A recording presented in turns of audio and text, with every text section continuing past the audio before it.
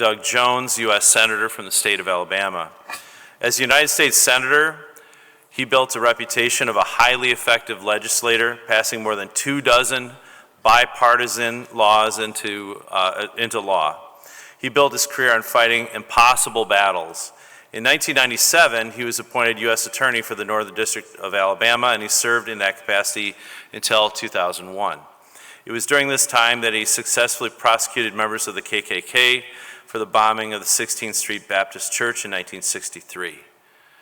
It's this story that he will tell you today, and I hope we can draw inspiration from that as we consider our own fight against the injustices of healthcare inequality. So I'd like you to join me in welcoming the Honorable Doug Jones to the podium.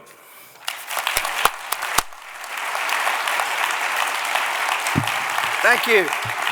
Thank you. Great to be with you. I hope you have enjoyed Birmingham. I have to tell you that some of you probably around here may have followed my election as the first Democrat to be elected in Alabama in like 25 years in December. I appreciate that, but it was an amazing experience, and we had our celebration right here at the Sheraton in this ballroom. So I will tell you, as glad as I am to be here, it was a hell of a lot better that night, and I always expect to have confetti falling down when I get on the stage. But today, though, I want to talk about a little something that I hope you have had a chance to do a little bit of looking around Birmingham and the history of Birmingham. Because for so long, Alabama and Birmingham in particular kind of tried to run away from our history. And it's a pretty sordid history, to be honest with you. But the fact is, about 25, 30 years ago, Birmingham decided we not only can't do that, we should not do that. We need to celebrate the history and where Birmingham and the role that we played in the civil rights movement. And there was no event that I think was really as important as the bombing of the 16th Street Baptist Church on September 15th, 1963. This year will be the 60th anniversary of that bombing, and it truly changed America. It really changed the way the civil rights movement was looking. And I want to talk about that a little bit today. And what you'll see and I'm going to try to go through this, as quickly as I can, because I've got a ton to say about all of this. I mean, it is the story, a 60-year story. And part of it is the story of the civil rights movement in Birmingham and the cases and how it happened and why it happened and how we brought to justice those that were responsible. And part of it is you will probably can feel as a little bit of my story. And the reason I say that is because I was 9 when this bomb blew up. I lived in Fairfield, which is about 10 miles west of here. It was at the time one of the largest steel-making facilities in the country where U.S. Steel was, and employed 23,000 people. It's just kind of a shell out there right now. But a very blue-collar town, and what was going on in Birmingham was really as far away as the Middle East or somewhere for me. 3 TV stations at the time in 1963. A white kid living in a very sheltered, segregated neighborhood who only really was focused on Alabama football and baseball for the upcoming World Series. It was later when my school was desegregated and integrated for the first time, and I was going to school with black kids and for the first time. And this was in the late 60s, okay? So it took that long that things began to really come home, I think, for me. And then I will tell you, as a second-year law student here in Birmingham at Samford University, Cumberland School of Law, the first of the cases was tried. The bombing happened in 1963, but it took 14 years for somebody to be brought to justice in this. And there was a guy named Robert Chambliss and Alabama Attorney General Bill Baxley, who still practices law here in Birmingham, tried the first of these cases. And as a second-year law student, I cut classes to go watch that trial because I'd always want to be a trial lawyer. I know that that's not really something y'all want to hear, okay? I get it. But that's what I wanted to do. And I'd been told by a former Supreme Court justice, the late William O. Douglas one time, that if you want to really learn how to be a trial lawyer, go watch trial lawyers. Go watch them in court and watch how they perform. And I did. And I sat in the balcony as a 24-year-old kid, never dreaming ever that 25, 26, I forget, I'm not good with math. Years later, I'd have the opportunity to come back and finish this job. Baxley convicted Robert Chambliss. And I came back 24 years later in the same courtroom where I watched as a kid. So there's a kind of a circle here, and there's a journey here for me, I think, as well, because it really helped define who I am in my law practice and in my Senate career that I had from, for 3 years. So what I want to do today is talk a little bit about where things were in Birmingham at the time and how they came together for our cases. And you always start with the church. If you haven't gone by there, I assume you had a reception across the street at the church. This is a photograph. And by the way, you'll see some state's exhibits numbers. So a lot of these photographs were used in the trial. And it was interesting because we tried the case in state court. I was the United States attorney, but because we couldn't make a federal jurisdiction, we had to move the cases over to state court. And really that's where it always should have been.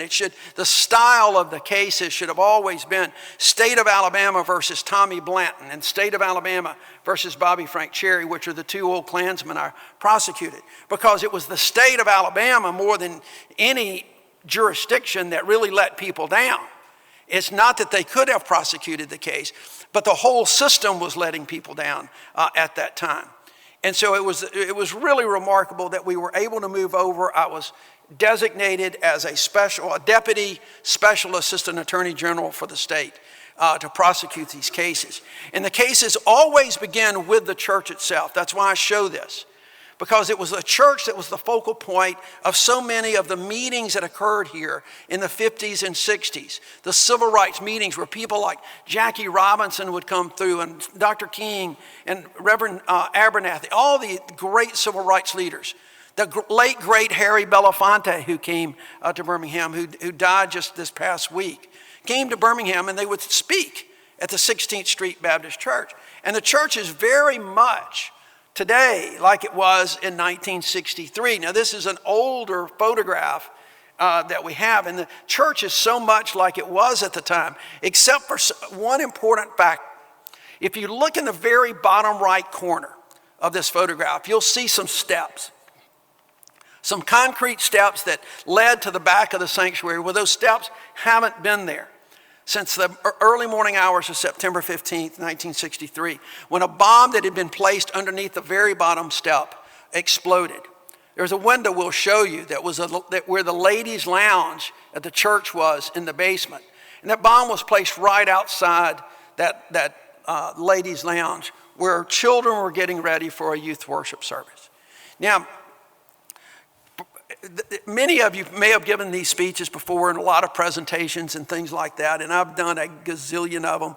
And they always tell you, and they tell lawyers, start your case strong, end it strong. And that's what we did as prosecutors in this case.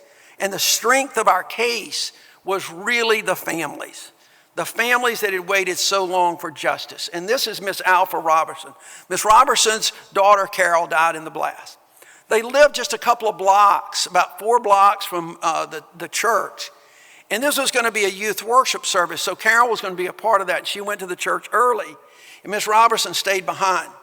She was getting dressed. She was in the bathroom putting on her makeup or something when the bomb exploded, and I asked her, she was one of my first witnesses. I asked her, Miss Robertson, what did you hear? She said, it sounded like the whole world was shaking. And truly, folks, that's what happened. When that bomb exploded in Birmingham in September 1963, the world did shake. People were just, it was amazing. They were appalled. How could this happen on a Sunday morning in a house of God and 4 innocent children die? It's a lot of questions that really haven't been answered other than the obvious race-implicated answers. But Miss Robertson kind of set the tone for this whole trial. She really set the tone about having the death of her daughter. And so the other thing that we have to do as trial lawyers, you have to weave together a story. You know, a trial is a story. And you have to weave together a story about things. And so we had to tell the story of Birmingham. We had to tell the story of Jim Crow and segregation and then desegregation. And why all the violence? Where did that come? And what I found, and by the way, the FBI had all these files, had thousands of pages to look through, but I also used history books to go back and read a lot of history books about what was going on at the time. And one of the things that dawned on me, it hit me really hard, was that a lot of the violence in Birmingham and elsewhere goes back to school desegregation. And that was the 1954 decision of Brown versus Board of Education, when the Supreme Court finally said that separate schools are inherently unequal schools and that schools should desegregate with all deliberate speed. Well, that didn't happen. It didn't happen here. It didn't happen around the country, by the way, not just in the South. It didn't happen around the country. But that seemed to prompt, when there were efforts, it seemed to prompt a lot of violence around school desegregation.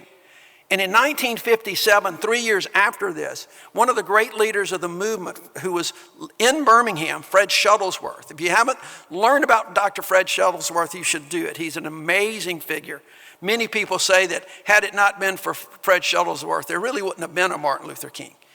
And he decided he was going to test this lawsuit here in Birmingham and enroll his children in an all-white high school, Phillips High School, which is literally about 4 blocks right south of here, literally about 4 blocks. And he told people he was doing it. And when he did, there was a group of white folks that met him and his wife that morning.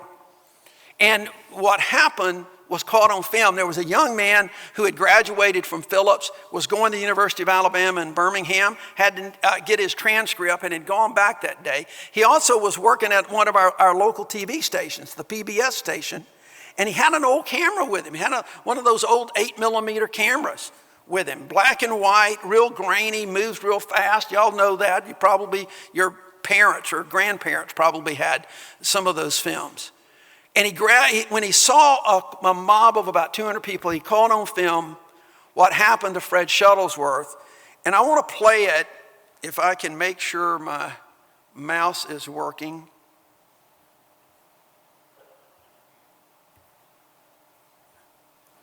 All right. I'm going to try to stop it too. This mob had... Now, I stopped that for a reason. You see the Reverend Shuttlesworth there on the left. His wife is behind him. And the man in almost the kind of center right of the screen, kind of sandy hair with a white shirt behind the man in the darker shirt. I want you to keep your eye on this guy, because he ends up kind of reaching in his pocket, then he comes around and gets back in the fray of things. And that's who I had my eye on. Chains, brass knuckles, sticks, there he goes, reaches in front of Phillips High School in September of '57, when we went down and tried to enroll comes back, children, and gets in the fracas. This wrist was almost broken, and I was knocked to the ground, I guess 5 or 6 times. I was kicked. My face was terrifically scarred. The skin were all off my ears. My knees were... Now, before I tell you about the guy in the white shirt, I want you to just think a second about what you saw. Fred Shuttlesworth was a devout man of God, a preacher. I knew Fred, and I got to know him well. One of the most devout men that I had ever met in my life, who truly believed God put him on this earth to do something more than just preach the gospel. Whether you agreed with him or not, he was a man of faith, he was a man of courage. And this is what happened to even people of faith who were just simply trying to get kids a better education. And that would have happened in any number of places, not just Birmingham, Alabama. And the reason I showed the photograph was not just to kind of honor Fred, but the man in the white shirt was Bobby Frank Cherry, who I would prosecute 40-something years later for bombing the 16th Street Baptist Church. He had no children. no children in that school, but yet compelled to violence to stop black kids and white kids from going to school together. And that was kind of the first piece of a puzzle that we've tried to put together in our trials about school desegregation. Well, after that, from our trial standpoint, there was a lot going on in Birmingham, but not a lot we could use in trial because we didn't have a lot of evidence on either Blanton or Cherry over the next few years. However, there was a hell of a lot going on. Birmingham was run by the infamous Bull Connor, the police commissioner of Birmingham. We had a 3-member commission here. Bull Connor was as big a racist as you could possibly imagine. And he ran the show. And he was determined to keep the Jim Crow laws, essentially an apartheid-like government and society here in the South. In 1960, 61, I can't remember exactly. Like I said, at my age, those dates begun to fade. The Freedom Riders came through. You all know about the Freedom Riders. John Lewis and the Freedom Riders started in Washington, D.C. and made the trek through the South, and they came to Birmingham. Outside of Birmingham in Anniston, about 45 minutes to an hour from here, one of their buses was firebombed. The Klan put a firebomb in the bus, tried to hold the door until state troopers started firing guns to let people out to save their lives. But they came on to Birmingham. But what happened when they got to Birmingham is that Bull Connor had made a deal with the Klan to kind of let the Klan have about 15 or 20 minutes to these people by themselves with no police officers in sight. They rolled up, and this is what happened. An absolute, again, sticks, chains, whatever, beating all of these freedom riders, black and white freedom riders that were trying to integrate the interstate modal facilities. Now, this photograph, oh, and by the way, that really large butt that you see in the very front of this belongs to an FBI informant. He was an informant at the time named Gary Thomas Rowe. A very infamous informant, was also in the car a couple of years later where the shots rang out that killed Viola Luzzo in Selma. Really a tough chapter in the FBI's history. But this is what was going on. And at the same time, there was a group of Birmingham business leaders in Japan. I think it was either the International Rotary or International Kiwanis. And this photograph and a couple others were shown around the world. And when they did, they saw the reaction of all of their colleagues, their business colleagues, and they thought, we've got to do something about Birmingham's image because Birmingham's going to dry up. These are not friends of the movement, but they knew their businesses would dry up as well. So they came back to Birmingham and decided that they would change the form of government. They would get a petition going and try to get the voters to change the form of government and go to a mayor and city council form of government. And it took them a while, but that's exactly what happened. In the fall of 1962, Birmingham voters voted to change, which meant there was a possibility they could get Bull Connor out of there. Well, Bull Connor, they set the elections for February of 1963. Bull Connor decides to run for mayor. At the same time all of this campaign was going on, Dr. Shuttlesworth was over in Atlanta with Dr. King, imploring him to come to Birmingham to desegregate the most segregated city in America, according to Dr. King. And the movement had some setbacks. If you recall your history, in Albany and a couple of places, Dr. King had some setbacks. And Reverend Shuttlesworth said, come to Birmingham, because if we can whip Jim Crow in Birmingham, then we can whip Jim Crow everywhere. And so they convinced him to come to Birmingham. The problem was this election. So they decided that they would wait and not come to Birmingham when they wanted to so that they could get the election over. Because they knew if they came, Bull Connor would like to get elected a mayor. First election held, Bull Connor's in a runoff. They held off again coming. Second runoff election, Bull Connor is defeated. Albert Boutwell becomes the first mayor of Birmingham. There's a fight going on. I won't need to get into that. We literally had two governments there for about a month before the court settled it out. But finally, Dr. King came to Birmingham, and it started what was known as the Children's Marches. The Children's Marches, it was known the Children's Crusade, because it was the children who took the streets in Birmingham. There were so many of the adults in the African-American community that were working and living in over the mountain neighborhoods. They were working in the factories and steel mills. And they knew if they left their job to go march through the streets of Birmingham for freedom, that they would lose those jobs.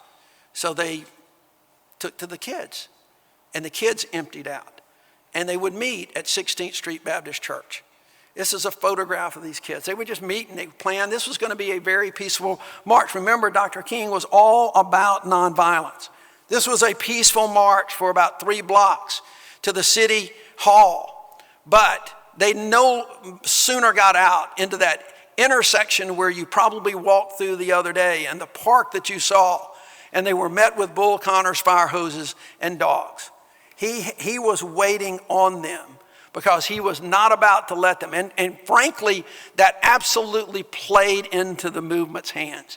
Because in the day as television was beginning, these images were shown across the country, not just in newspapers, but films that were shown across, and people were absolutely aghast at what was going on in Birmingham, that fire hoses and dogs would be sicked on these children who were peacefully demonstrating. This is a photograph that was one that President Kennedy saw that said he got physically ill and prompted him to really work harder for the civil rights bill that would later pass. I want to go back to this one to show you. You see where they are. That's the church in the background. So this was not a long march. This was just literally outside the church. Bull Connor had a water tank that he kept order with. I guarantee you that water tank never rumbled through the white neighborhoods of Birmingham, only to keep order and keep people in their place. They started arresting these kids. There were thousands, literally so many that they filled up the Birmingham City Jail where Dr. King had been and wrote the letter from a Birmingham jail, which I would encourage you to read. Again, if you've never read it, read it. It's a remarkable document. And these kids were arrested, and finally, these same business leaders decided that they needed to do something. Once again, the city was being cast in the worst possible light. And they met with Dr. King and they forged a settlement to desegregate the city stores, the department stores, all of the things going on. White and colored signs came down. The African-American ladies who ran the elevators, and for those of you that are too young or that are young, you got to remember that at one point you had to run a damn elevator. You couldn't just press a button or put a card up there. Those ladies were allowed to go actually work as sales clerks. That was a really big deal in the black community. Birmingham would not hire black police officers. That didn't come for several years later. But even with that, even with a very modest settlement, the Klan was not happy. This is Robert Shelton. He was the head of the United Klans of America, one of the largest, if not the largest, Klan organizations in the country. He was the Imperial Grand Dragon Wizard Poopah person. All of these Klansmen had these long titles, because to fit their egos. And that night on television, Robert Shelton announced that this modest settlement would be Dr. King's epitaph. And sure enough, a bomb exploded at the A.G. Gaston Motel right behind the Civil Rights Institute, where Dr. King had been staying. Fortunately, he had left, and no one was injured. But the die was cast. The die was cast because now the Klan was seeing their segregated way of life sliding away. And they didn't like it. And they became more violent. They also saw this. The church, 16th Street, and the children were the symbols of the movement, as much as Dr. King, as much as Reverend Abernathy or Reverend Shuttlesworth. The church and the children were symbols of the movement. But the Klan stepped up the violence. 2 weeks after the marches ended, A.D. King, the brother of Martin Luther King, who was preaching here, his home was bombed. In June 1963, Governor Wallace stood at the schoolhouse door, blocking two kids, Vivian Malone and James Hood, from entering the University of Alabama, one of the holdouts for segregation. And of course, if you know anything now, this was all staged. This was Wallace fulfilling a campaign pledge and did it for TV cameras to help his political career, which it did, unfortunately. But he stepped aside. That's Nicholas Katzenbach, who, with his arms folded there, the Deputy Attorney General. The man on the right is Macon Weaver, who was the U.S. Attorney, one of my predecessors. But when Wallace stood aside, the Klan was unhappy again. He was their hero. There were armed Klansmen around Tuscaloosa waiting for the race war to start. Now, I use that term, and I've used it for 20-something years, but after a number of instances over the last few years, the term race war has suddenly come back and people talk about it more. Dylan Roof in South Carolina talked about the race war before he went in and killed 9 people at the Mother Emanuel Church in Charleston, South Carolina. All of this comes back around, folks. It comes back around. Later that summer, there were more bombings throughout Birmingham, including the bombing of the home of Arthur Shores, one of our great lawyers. Arthur Shores later became the first African-American on the Birmingham City Council. His home was bombed twice just that summer. This is a photograph of the second bombing.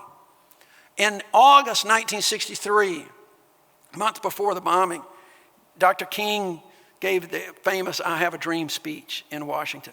And hope was building, momentum was building. Across the country, people were seeing glimmers of hope for change in the South and across the country. But in Alabama, things were going a little bit different because, see, after Fred Shuttlesworth was beaten in front of Phillips High School, there was a lawsuit filed. 1957, they filed a lawsuit. And it took about 6 years for it to go up and down into the federal courts in Alabama. And it was not until the August of 1963 that federal courts ruled that Birmingham schools must desegregate. And this was what was going on outside every Birmingham city school, white city school.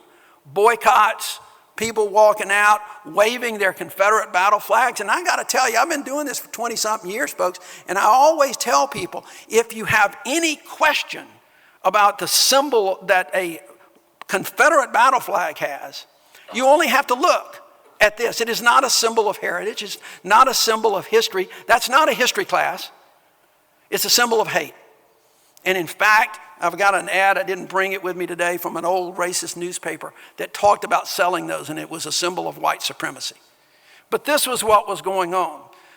But yet, on September the 10th, 5 days before the bombing, these young men walked into Graymont Elementary. That's the Armstrong boys, Dwight and Floyd Armstrong. It's their dad, Mr. Armstrong, who was a barber. He testified in the cases for me. Reverend Shuttlesworth leading that parade here. The man in the black, in the hat on the right was Oscar Adams. Oscar was one of the lawyers, later became the first African-American on the Alabama Supreme Court. And so now what we know was going on was that September, 5 days before this bombing, school integration and the kids were once again at the focal point of the movement.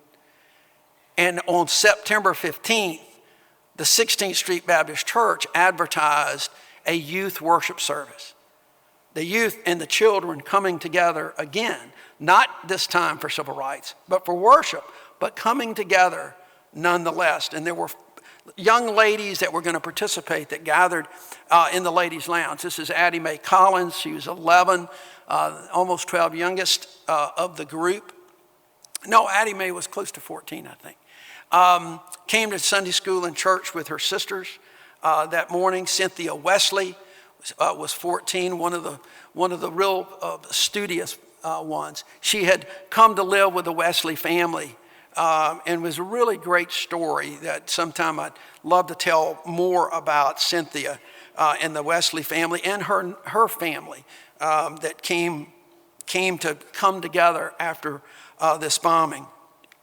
And then Denise McNair. Denise was actually the youngest. She was, I think, 11, almost 12. And you know, I picked this picture of Denise. Her father was an old friend of mine when I tried these cases. And at the time, he was a photographer in the 1966. It's amazing pictures. If you've ever seen or have a chance to see Spike Lee's movie called Four Little Girls, which is a documentary about this bombing in the early case, Chris talked about this photograph being his favorite of his daughter. As it turns out, and I'll come back to it later, it really has a lot more meaning. And then finally, Carol Robertson, the daughter of Miss Alpha Robertson. And you know, I got to tell you folks, sometimes for lawyers, especially on cases like this, things really just have to just come together in a way that you never dreamed. And I'll give you an example. In 1977, when I went and watched Baxley do his case, he gave his closing argument on a day that in November that would have been Denise McNair's 14th birthday. And he talked about that and how the jury could actually give her a present and bring her killer to justice. It was an incredibly moving argument, just unbelievable closing argument, one of the greatest I've ever seen. Well, as fate would have it for us, when we started the Blanton case and Miss Alpha Robertson testified as one of our first witnesses, she did so on a day that would have been her daughter's 51st birthday, 51 years old. And so the jury kind of feels how important this is for families, even with the passage of so much time. These girls were in the ladies' lounge. And at about 10:22, officially, the clock across the street at Denise McNair's grandfather's laundry says 10:25, is when this bomb exploded and time stood still for Birmingham, for so many people around the country. Reverend John Cross was the minister. He was living in Atlanta at the time of my trials, came back for both of the cases, was not in good health, but came back. He had always lived with the guilt of these girls' deaths, and he identified all of the photographs, and I'll try to go through these relatively quickly. You can see from here that this was, that opening on the right was the door leading to the outside of the sanctuary. The steps went from there down to that, across that window where those men were standing. The window there was the window to the ladies' lounge. So you can tell that the brunt of this went into the ladies' lounge. All of the windows above the blast were shattered. And if you look closely across the street, all of the windows at the rooming house was blown out. It's a very powerful bomb. Now we couldn't figure out what the bomb was. Everybody assumed it was dynamite. There was a lot of dynamite factories around here. We all assumed it was dynamite, but we really couldn't do that. And when I became U.S. attorney, I asked the FBI to come, give me all the evidence because, hell, I watch CSI. Maybe there's new stuff we can look at and find out what happened here. And they said, we don't have it. I said, what do you mean you don't have it? They said, we don't have any of the physical evidence. And I thought, my God, this case, all of the files were here, but the physical evidence had been taken to labs and it was gone. I am absolutely convinced that there is that big old warehouse, if you remember Raiders of the Lost Ark, where the Ark of the Covenant's going, it's right next to the Ark of the Covenant in that big warehouse, but we didn't have it. And so we had to do the best we had without any physical evidence, but we do assume it was dynamite because of the amount of the blast. This is the windows above the church. And if you went into the church or went into the side, you saw this. This is the most famous picture from this bombing. The stained glass window of Christ as the Good Shepherd, with the most significant piece of damage was the face of Jesus. Can't imagine the symbolism that had for the people of that church, people of the community, people of faith even today that see it. Inside the Sunday school classes we're meeting, adult Sunday school classes, there was 25 or so people that were injured. through flying glass. The windows just completely shattered. The cars that were blown away from the curb, you can see how it just crumpled, this one, and how the brick and mortar just blew into the side of that car there. Again, this was an incredibly powerful blast, completely destroying the concrete steps. It blew through 18 inches of concrete foundation right into the ladies' lounge where these girls were staying, were getting ready for the youth worship service. Completely destroying a wall, exposing the steps leading to the sanctuary. And the sink that you see in the ladies' lounge in the aftermath became part of the story that we had. And again, I mentioned the first case was Robert Chambliss. This is Chambliss. He was prosecuted in 1977, thought to be a leader of a group. He was just incredible. I mean, he was really bad. I mean, this guy's really bad. And Bill Baxley prosecuted him in 1977, convicted him, but they were talking about him being a leader of a group that included Tommy Blanton, who I would prosecute. It's a photograph of Blanton at his, after he was interviewed by the FBI, photograph of Blanton in 2001, right before his trial. Also in that was Bobby Frank Cherry, who you saw in the video. Cherry was a truck driver at the time, used to run his mouth to a lot. This is a picture of Cherry at his trial. And these guys were part of a splinter group of the Klan. They would meet outside of Birmingham. They would leave their Klan meeting, their clavern, which was Eastview 13, one of the more violent claverns. It met, by the way, in the building that housed the Fraternal Order of Police. That's kind of how things were here at the time. But they'd go out Highway 280 and meet underneath the bridge, like a bunch of little trolls that used to scare me as a kid. And they literally would meet underneath that bridge, and that's where they plotted all this stuff out. And I am convinced that there were a lot going on, and it was a real piece of our puzzle along with the modern sign shop. There was a lot. We had evidence in our trial about activity at the bridge and at the modern sign shop, which was a few blocks away from the church. That's where the owner would allow the Klan members to come build their anti-civil rights placards and bumper stickers and those kind of things to kind of go against the grain. And there was a ton of activity at the sign shop and the bridge the weekend of the bombing and the weekend before, which are two more pieces of the puzzle we'll talk about later. So we finally got to trial. We indicted these cases together. I had to split them up because there was an issue of Cherry's competency, so we had to get him evaluated. And so we tried Blanton in 2001, Cherry in 2002. This was the front row of the courtroom. Ms. Robertson, her daughter Diane, the McNairs, and the Addie Mae's sisters, the Collins sisters, all there to watch the trial. Incredible support. Junie Collins, Addie Mae's sister, testified about going to Sunday school and church that morning and getting in a little bit of an argument with Addie Mae over a ring. And she was counting the Sunday school money across the way when the bomb exploded. And she never got to kind of make up with Addie, and it was a problem. They had fought over this little ring, and the next time she saw Addie Mae, she had to identify her body. And she had a difficult time. You can imagine this kind of trauma. This is Eunice Davis. Eunice was Cynthia's sister. Remember, I mentioned that Cynthia was living with the Wesley family because her siblings, they were all truant, living with a mom with a father who had abandoned them, and Cynthia had gone to live with the Wesleys, and Eunice heard about this on the radio and had to go tell her mom and go to the Wesley family that afternoon. Maxine McNair took Denise to the church that morning. Chris went to the Lutheran church, and she took Denise, and they separated at the front, and Miss McNair went upstairs to the choir loft where her Sunday school class was meeting, and Denise went to the basement, almost right below.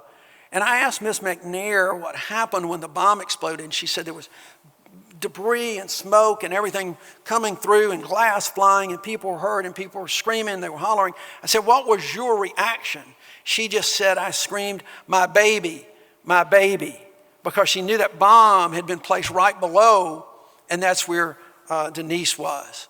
And then there was Chris McNair went to a different church, came to the church when he heard about it, only to be told that he had to go to what is UAB Hospital now. It was known as Hillman Hospital then, where they had set up a makeshift morgue to try to identify the bodies of these girls, one of whom had been all but decapitated, and you had to identify by her shoes.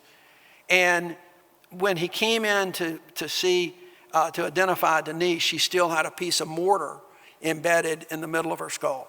It was his only daughter at the time. And Chris, as I mentioned, was a photographer. And he had a studio in which he had a memorial room to Denise with some of her belongings, including the shoes she was wearing that day and her purse. And he also displayed that piece of mortar.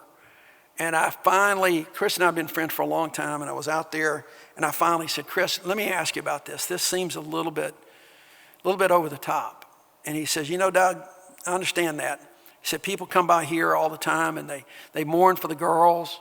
They talk about it, and they're sad, but until they see that mortar that was embedded in Denise's skull, they really don't fully appreciate what people can do in the name of hate. And I never questioned him again about that, and you can count on the fact that both of my juries had an opportunity to pass that piece of mortar among them so they could feel that mortar and feel what people can do in the name of hate. And they're still doing it, folks, a lot. They're still out there doing it. Now, these families were amazing. They patiently waited. They weren't doing a lot of what you see these days. They just waited for the wheels of justice to turn, and they ultimately did. And these families were so different than the targets and the defendants in these cases. This is Cherry at a press conference. Cherry was the kind of guy, he would talk all the time. He talked to investigators, he talked to everybody. We used so much that he said against him, although he never made any admissions. But he was also the kind of guy that every time he opened his mouth, he would lie. I used to tell people, they would say, well, how did you know this was a lie? I said, because he was running his lips. That's the best way with Bobby Frank Cherry. The thing that Cherry did, and he made some admissions to the investigators about Fred Shuttlesworth, for instance. He admitted that was him, that bopped old Shuttlesworth and was part of that group, which allowed us to put those pieces of that puzzle together. But the thing he did that really hurt him the most was calling this press conference. I talk to lawyers all the time too, guys, and the first thing I tell them, I said, you don't remember anything about this. Remember this, lawyers, don't let your client talk to the damn media. Because as soon as he talked in Maybank, Texas, and it was shown here, he announced the opening of the case. The phone started ringing. And one of the first people that called was this lady, Teresa Stacy, his granddaughter. And she said, thank God somebody's looking at this. Everybody knows my grandfather was involved. He used to brag about it all the time. Sunday dinners on the back porch. He would talk about all he would do to the black community in Birmingham, using the appropriate racial slurs, appropriate for Bobby Cherry, none for anybody else. But that's what he did, and he admitted being part of the group that bombed this church. We even had this lady was able to find a Willadine Brogdon. Willadine was Bobby Cherry's third wife, 3 out of 5 for Bobby Frank Cherry.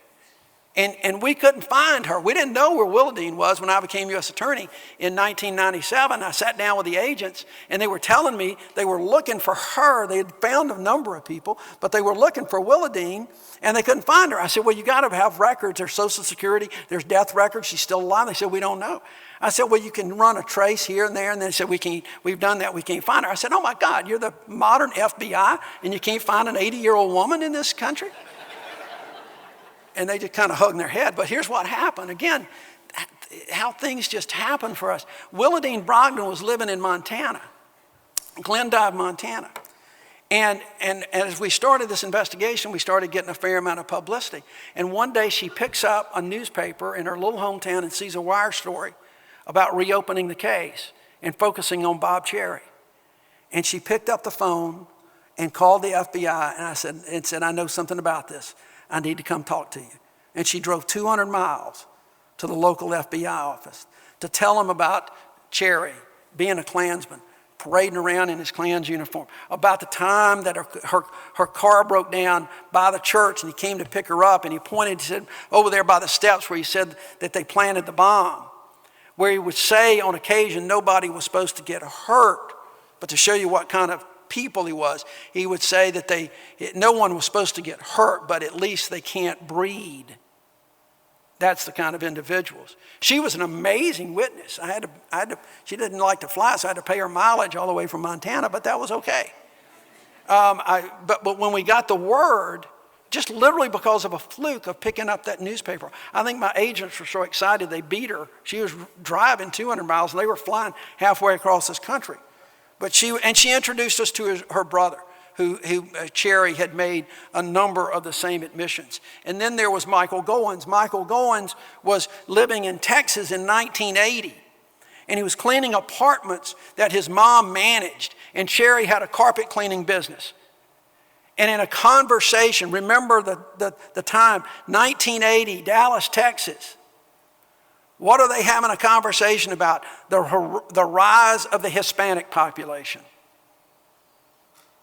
And Cherry says that they need to do to the Hispanics, and he didn't use that term, what they did to the black folks, and he didn't use that term in Birmingham, and talked about bombing the church.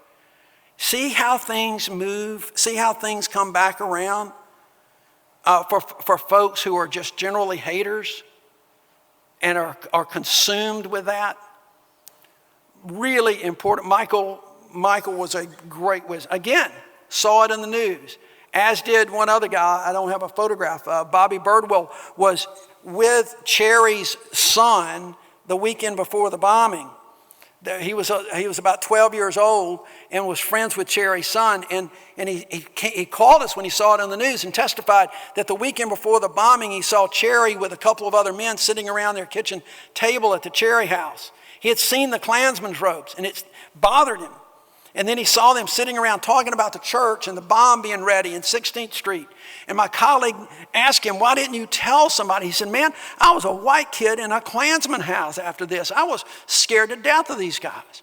And I couldn't tell my parents because they would not do anything anyway. And he just came forward afterwards. Cherry's own statements really did him in, and it was based in part on that press conference. The case against Tommy Blanton was a lot different. This man was a postal worker. He worked at the post office at night and would try to, his name was James Lee, I think.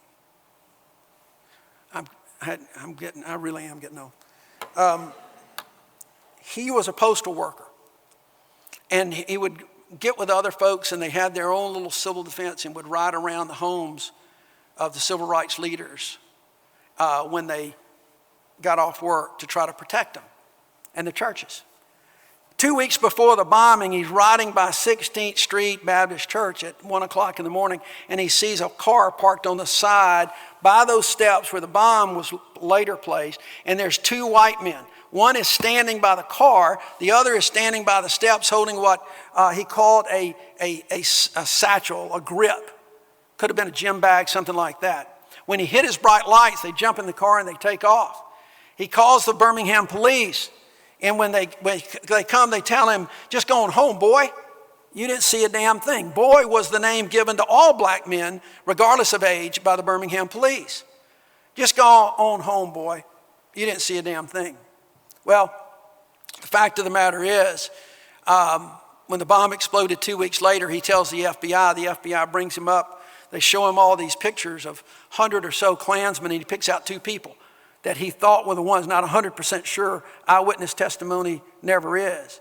But out of the literally 100 pictures, two people he picked out was Robert Chambliss by the car and Tommy Blanton standing over by the steps. That, in lawyer terms, is pretty damn strong circumstantial evidence about what later happened at that church. The other thing that we had was Tommy Blanton's car had been seen at 2 o'clock in the morning. This is Tommy's 1957 Chevy. You can hardly see, but there's about a 10-foot long whip antenna, CB antenna on the back of this. And this lady named Gerthus Glenn, who was visiting from Detroit at the time. This is a picture of Miss Glenn testifying at the Chambliss trial in the 1970s. But she was visiting from Detroit. And she had been out that night and was coming home about 2 o'clock in the morning, and they were staying with some friends that lived near the church. And she was trying to find a place to park, and she saw this car with the dome light on right by the alley behind the church. And she recognized, she was later identified Chambliss. This was at 2 o'clock in the morning. She picked Chambliss out as being the only person that she could recognize with that dome light on that morning. 2 o'clock in the morning, the car, 3 white men in that car, one of whom was Robert Chambliss. She was an incredible witness. Funny stories that I don't have time to tell you about how they got her back down here from Michigan. But she was a great witness. Unfortunately, she had passed away. And I could not use her testimony, but I was able to get into evidence, the timing, which was really important, which I'll talk about in a moment, the timing of Blanton's car scene at 2 o'clock in the morning before this bombing. We also had Mitchell Burns. Mitch was an informant. Mitch was a Klansman. He had been recruited to be an undercover guy involving Tommy Blanton. Long story again. There's so much that I could talk about. I do have a book out if you care to.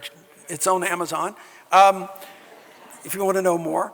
But Mitch resisted. He was not a violent guy, but he resisted becoming an informant. And finally, the agent showed him the photographs of the morgue photos of those little girls. And this old Marine just broke down on the side of the road and cried and said, "I'll do whatever." And for 2 years, he rode around with Tommy Blanton.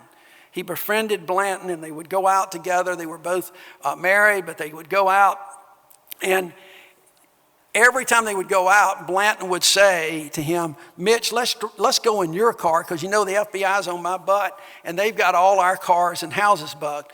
And Mitch said, "Sure, whatever you want to do," because what had happened is they put a bug in Mitch's car. And we used about 20-something excerpts. We never got the smoking gun on tape that we wanted, but Blanton would talk about things he wanted to do the next time he bombed his church, a church. He would always go by there. He would talk about different things. They went to Cherry's house one time. This was not on tape, but Mitch had remembered it, and there were notes, contemporaneous notes at the time, where they went to pick up Cherry, and Cherry said, when they were turning in an alley by Cherry's house, Blanton said, "This is the alley I almost missed the night we bombed the church." And inside, Cherry was talking about lying to the FBI and where the bomb was made. Mitch remembered all of that. There was one tape recording where Cherry is running his mouth, bragging about lying to the FBI about all this, which I will tell you is a prosecutor's dream, to have a defendant bragging about lying about all of this. And Blanton stops him and says, "Bob, we shouldn't talk too much around this old boy," meaning Mitch. He doesn't know too much, and we need to keep it that way. So about 26, Mitch was a great witness to, as was John Colvin. John was not an FBI agent, but he was he worked with the electronic surveillance group. And what he did was pose as a truck driver, because Blanton had gotten married right after the bombing. He was going out with a woman named Jean, who was 17 at the time. Then they got married, and John Colvin pretended to be a truck driver and rented the little apartment next to him. And they tore out a wall, and they put a microphone underneath the kitchen sink in the Blanton apartment, ran it to a recorder back, one of J. Edgar Hoover's famous bugs. And in June of 1963, they catch on tape a conversation that Tommy Blanton has with Jean and an unidentified person. And I'm going to try to play this here for you. Hold on. There we go. Well,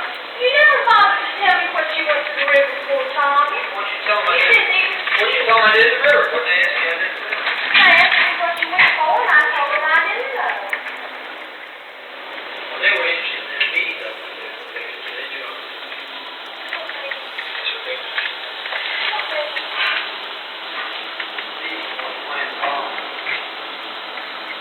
I just want me to talk about it. Yeah, that me, you think ball. I think I'll wear this shirt. What you were doing that Friday night was good to you. Oh, we're making ball. Mom's son does. Yeah. I teach what got legal when they told me that Mom, prosecutor Mom had signed something that said you were signing.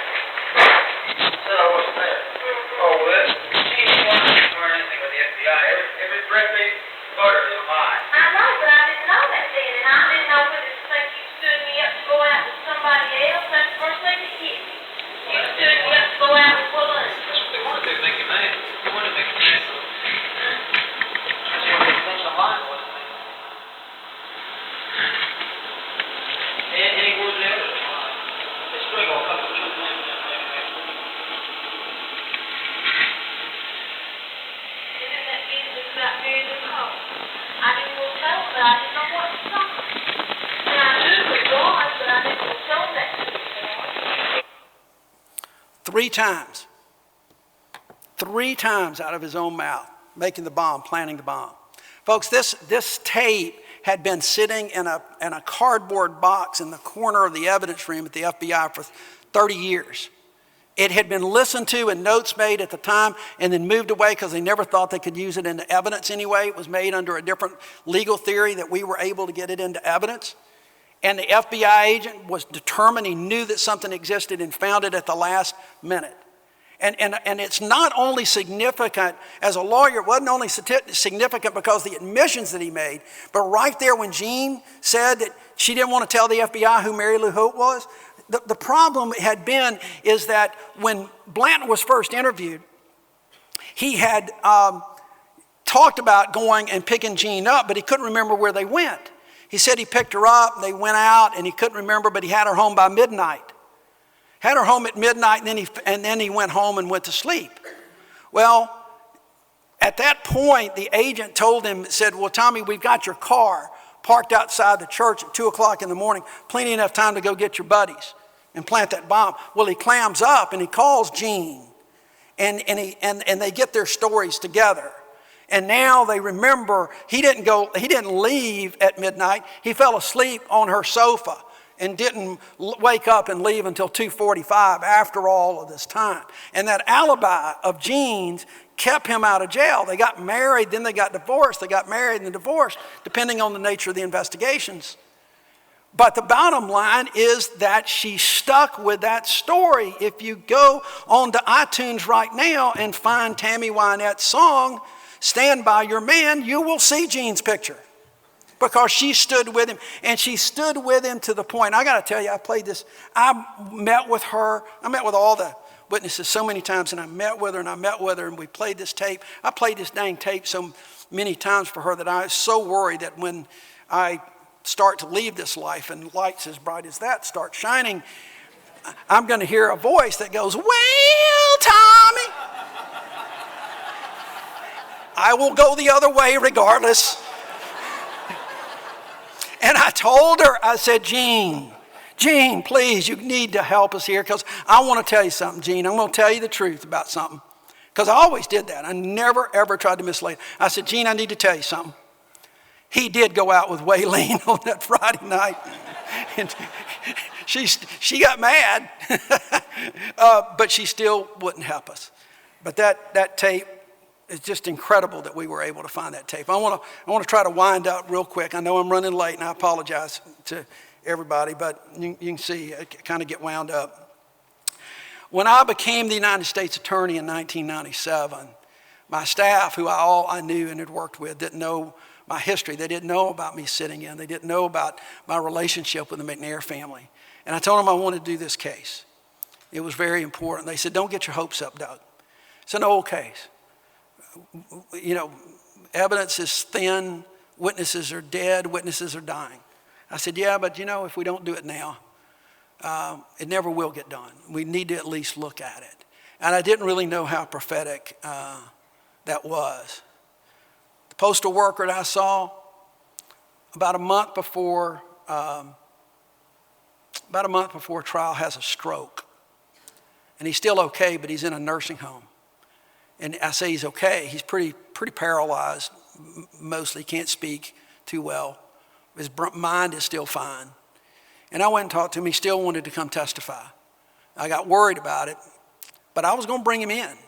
I was going to bring him in an ambulance. I was going to prop him up there because he was a grand jury witness that was great, just absolutely incredible. I wanted the jury to see him and to see what he did and to see him individually. And I was going to bring him in and put him up there. Okay, I was going to bring him in and I was going to just read his grand jury, my questions and his answer, and ask him if it was true what he said under oath at the time, and get him to just nod, knowing the defense lawyer couldn't do very much. The rules would have allowed me, rules of evidence would have allowed that. But then we got in the middle of trial. And in the middle of trial, the FBI agent that Tommy Blanton had lied to at the time in 1963 was being driven up from Tampa where he retired. And they got as far as Montgomery, 90 miles south of here, and he has some kind of health episode. We're not sure what, but he ends up being in the intensive care. I'm in the middle of trial now. My jury is selected, which means jeopardy is attached. And my two star witnesses, one's in a nursing home and the other is in intensive care. That kind of gives you an idea of the race that we were on with our trial. Now, Agent Spencer he was okay. I don't know what it was, but he got to be okay. They released him to show you. And this is such a credit, I think, that physicians often don't get for their humanity. And people take you guys for granted so much. And I apologize for that, but they do. But his doctor that he had never met before in Montgomery, Alabama, his emergency room doctor, when he found out who he was and what he was doing, he literally cut everything out he was doing the next day and came up with him. Drove up here and sat in the courtroom. We had a crash cart with defibrillators right outside in the courtroom behind us in case something happened. But he was fine. He ended up, Agent Spencer did great. He was the oldest FBI agent to ever testify. But I got worried about this man in the photograph here. And I decided rather than calling him, he was very weak, I would just cut a deal with the defense lawyer and read his testimony, let the defense lawyer do some things. And I missed having him there, but we got the testimony out. The reason I'm going around the world to tell you this story is that he was only going to be a witness in the Blanton case. And after we finished the Blanton case and got that conviction, and I go on a much needed vacation with my family, I come back and I pick up the newspaper and I see where he had died. Had we delayed this trial 60 days or less, we would have lost that. The defense lawyer would have never allowed that. A year after the Blanton trial, John Colvin has to go back in the hospital with a recurrence of cancer and passes away. About the same time, I get a call from Alpha Robertson, who my trial consultant had called the moral center of the universe. We were supposed to go to New York together, where I was going to get an award from the Congress of Racial Equality, and she was going to receive it for the girls posthumously. And she goes back into the hospital, and I go visit her, and head on to New York, and on a Sunday afternoon, when I'm giving this very speech, Miss Robertson passes away. I come back for her memorial, and her son, who had not gone to the trial, was still bitter about a lot of things. After the memorial, comes running over to me and says, "Thank you, Doug. Thank you so much for coming. But more important, thanks for what you did. It was because of you she died with a smile on her face." We were close. And it doesn't get any better than that for a lawyer, for somebody to say that. A couple months later, right before Thanksgiving, Mitch Byrne wakes up with chest pains and calls a friend and collapses on his Warrior home and dies of a heart attack. Mitch lived and died a Klansman, but not somebody of violence and somebody who always ended up doing the right thing. Michael Goins had emphysema and died a very rough death about a year after the Cherry case was over. All of these folks all of these folks. Reverend Cross a couple of years after that. Eunice Davis a couple of years after that. Reverend Shuttlesworth. All, I told somebody it was almost like, the good Lord just kept them here to help me finish a job. And it wasn't just the witnesses. About 2 years after he'd gone to prison, Bobby Frank Cherry dies in an Alabama prison, and I make no apologies for him dying in prison. He should have been there many, many years ago. Last thing I want to leave you with is a bit of history that people often forget about this case. I told you that the sink was a part of our case. And history often forgets that Sunday morning there were actually 5 little girls in that ladies' lounge. 4 were killed and 1 survived.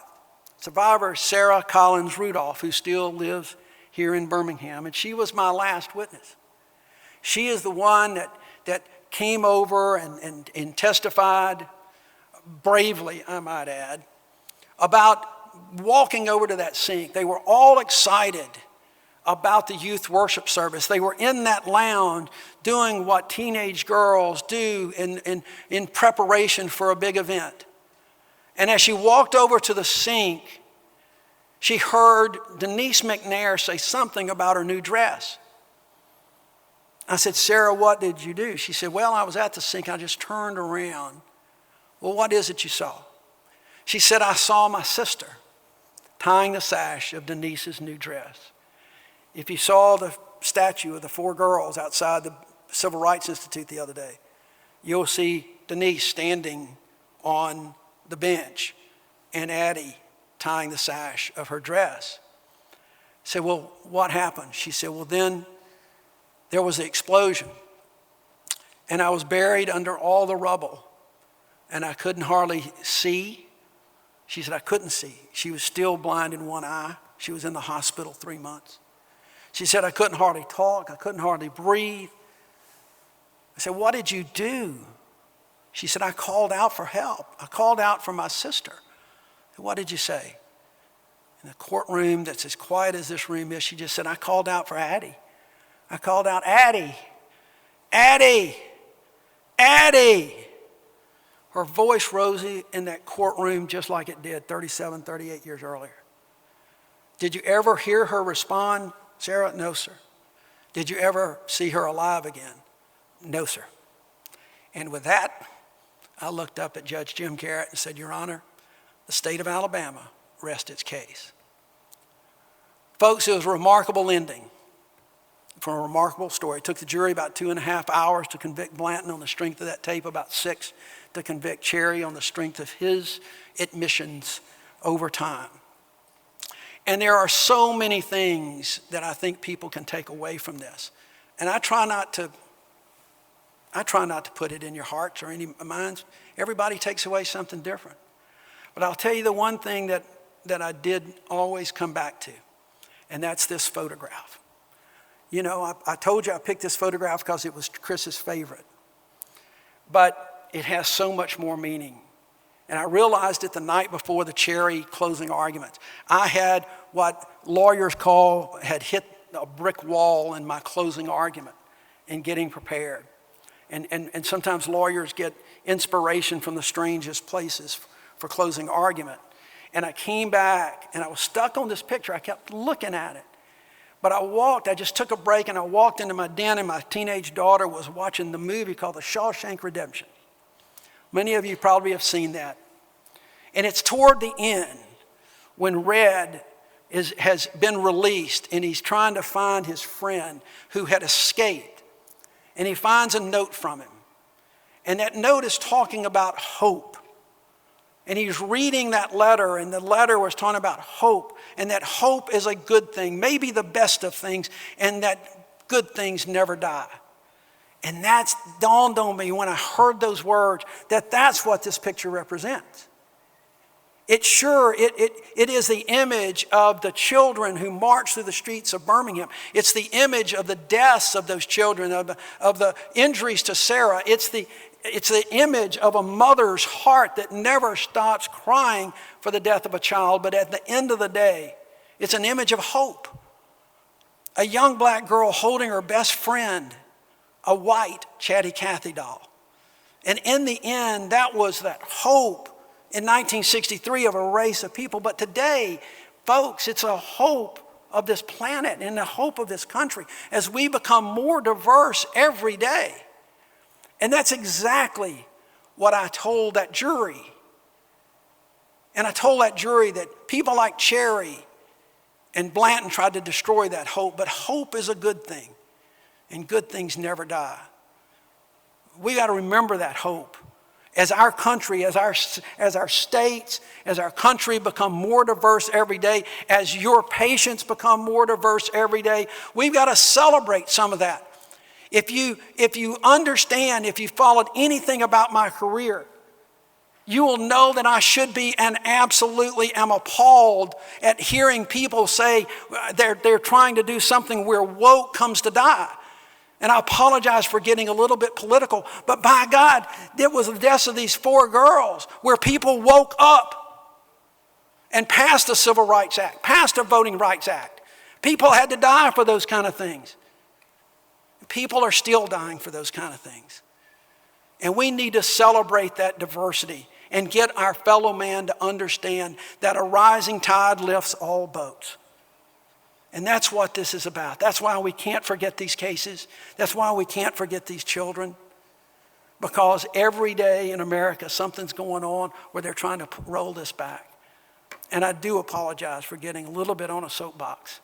But as you can tell, it's something I've lived, and I'm going to continue to do that. And I hope you will also do the same as you go about your professions and your personal lives.